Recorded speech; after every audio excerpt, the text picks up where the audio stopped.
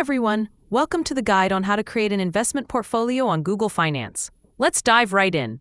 Start by opening your web browser and going to google.com/finance/. Once the site loads, look on the right side of the screen for the section labeled Your Portfolios. If you already have portfolios, they'll be listed there. To create a new one, simply click New Portfolio. Give your new portfolio a name that's easy to remember, then hit Save. Next, it's time to add some investments. Click the Add Investment button. A small window will appear. Choose Stocks as your investment type, then search for the stock you want to include. Enter the details, like quantity, the purchase date, and the price you paid.